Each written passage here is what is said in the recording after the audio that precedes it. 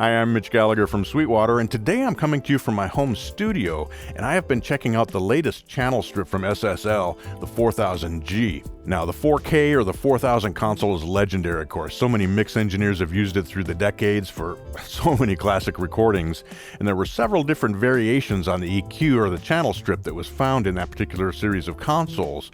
The one we're looking at today is sort of the last iteration of the 4000. That's the 4000G. Now, this is a fantastic sounding EQ and channel strip, the dynamics in it.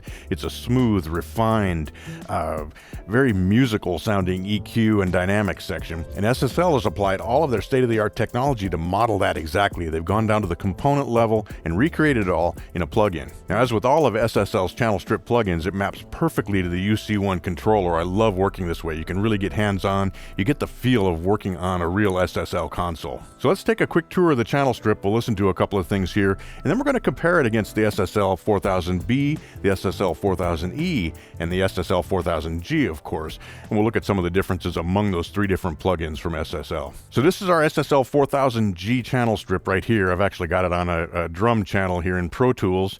You can see that we have high and low pass filters. So we have our 4-band EQ, we've got shelving highs, we've got shelving lows, and then we have fully parametric mid-range on those two bands. One of the differences with the 4000G is that instead of having a switch to take the high frequency and the low frequencies from bell shape to shelving, we've got a switch that actually changes the range of the high-mid frequencies. We can multiply that by 3, or we can divide the low-mid frequencies by 3.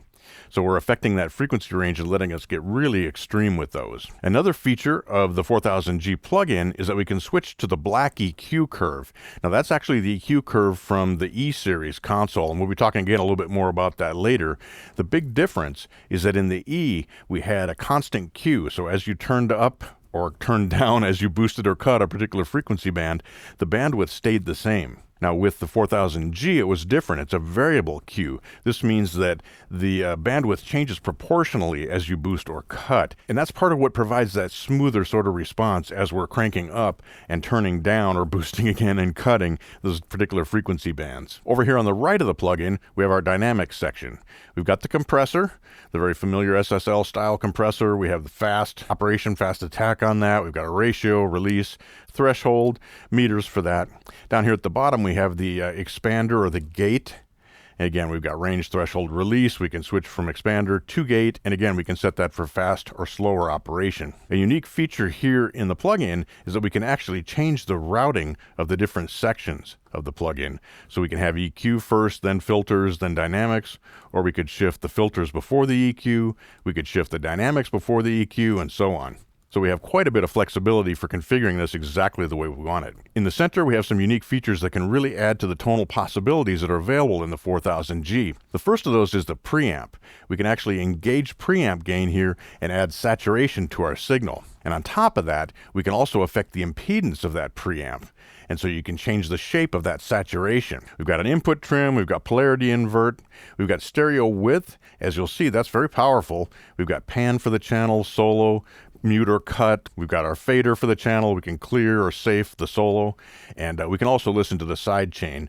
And then we can see what our output trim is set for here. Down at the bottom is our presets section. We can load, we can save as default, revert changes, and so on, call up different presets. At the top, we can see the channel that we're loaded into, and we can also open up SSL's 360 mixer. Now here you can see all of the installed channel strips that you have here. I've got a meter plugin running on the output as well so that we can see that. So we can do that right here on the plugin itself, or we can do it on our hardware controllers.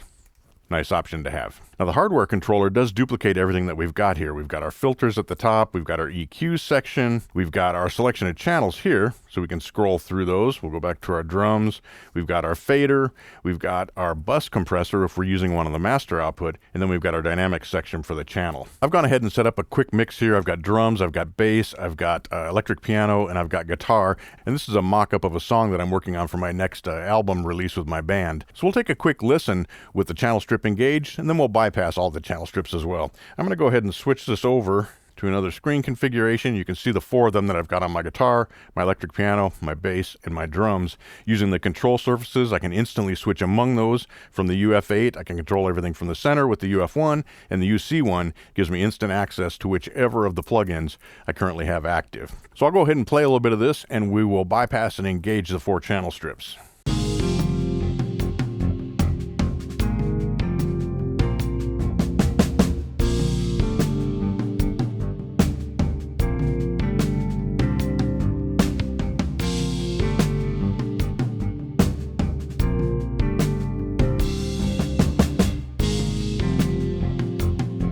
So you can hear how musical that channel strip is. Really opens up the top end nicely. I'm not hitting anything too hard here. We're not boosting too much. We've got a few dB there, 6 dB on the top end on the drums that we're opening up, but it never sounds harsh. And that's a characteristic of that 4000G EQ, is that it does stay very smooth and it doesn't get harsh. It doesn't start to sound strident as you push it. It has a lot of headroom, so we can do plenty of boosting and cutting, and with that proportional Q, we get nice broad shaping as well. The dynamics in this are, many people describe them as refined, and so they do a good job of controlling the dynamics without clamping down too hard, without being too obtrusive, and I really like that in a channel strip like this. Now again, we can control all of that from right here on the control surface as well. We can move among the different channels, and then we can instantly access whatever we're working on. So we can instantly go over to, say, our guitar, and then we can adjust the EQ instantly on that. We can jump to the drums, and we can work on that. We can go to our bass. Here, we'll scroll to that. And again, we can instantly be adjusting whatever we want to adjust on that bass channel strip. Now let's take a quick look at the 3 different channel strip plugins from SSL. I'm going to move to a different window configuration here. And I have the SSL 4000B over here. We have the 4000E over here.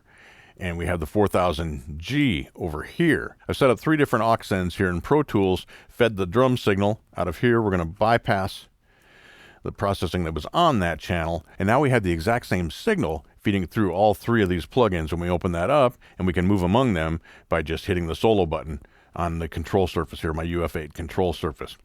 So let's just do a quick ABC comparison. So we'll begin by listening to the B. Now this is the original EQ circuit from the 4000 console that came out in 1976. It has a grittiness to it. It's not as refined. On the original console, you couldn't bypass the filters, but in this case, we actually do have an independent bypass for those filters. I've got them in here, and I've got the same setting on all 3 of our different plugins, and so we'll be able to hear the differences. I'm not going to tell you this is like world-changing dramatic differences. There are subtle differences as you move, because we're getting different EQ curves, a little bit of different grittiness and things, but if you listen closely on a good set of monitors, you will hear differences as you move among these different plugins. So here's the 4000B.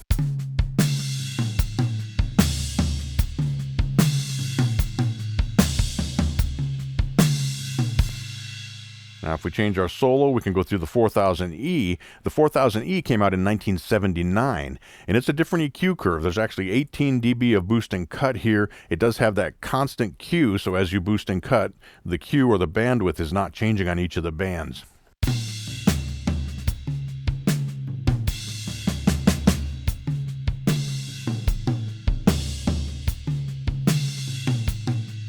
Now we'll switch over to the 4000G. So again, that has the variable Q, so the bandwidth is changing as we're boosting and cutting.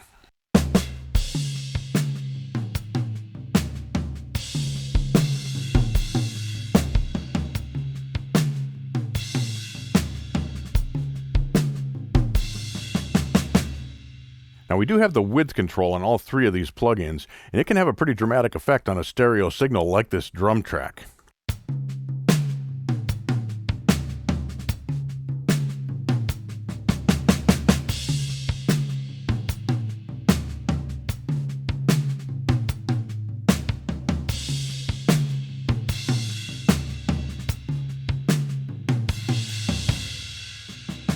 Now I'll jump among the B, the E, and the G plugins so that you can hear the differences there. Again, these aren't going to be super dramatic, but listen carefully and you'll hear some changes. So I'm going to start on B.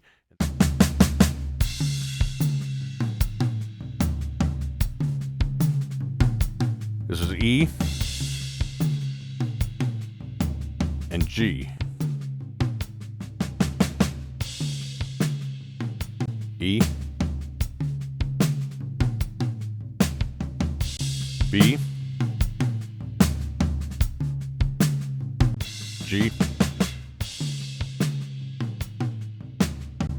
B,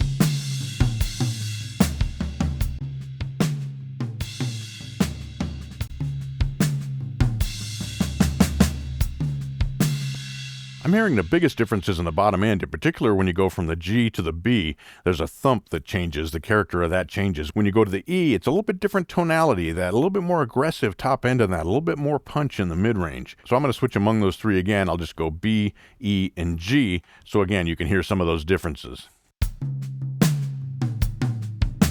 E, G, B, G,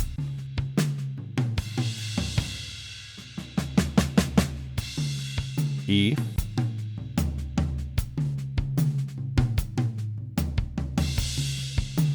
G, E, G. I hope you've enjoyed this look at the 4000G channel strip from SSL. It's a great channel strip that covers so much ground. You start adding in saturation, you start changing that impedance, you work with the different controls on the EQ and on the dynamics section. You have a ton of shaping power there. I should also mention there's actually a high Q or a high quality version of this as well, engageable with a switch down here. So there's a lot of options for optimizing your track and making your mixes sound fantastic. For complete information on any of SSL's gear and on the 4000G channel strip, of course, head over to sweetwater.com, or better yet, contact your Sweetwater sales engineer and they can fill you in on everything you need to know. Thanks for joining me today. I'm Mitch Gallagher from Sweetwater.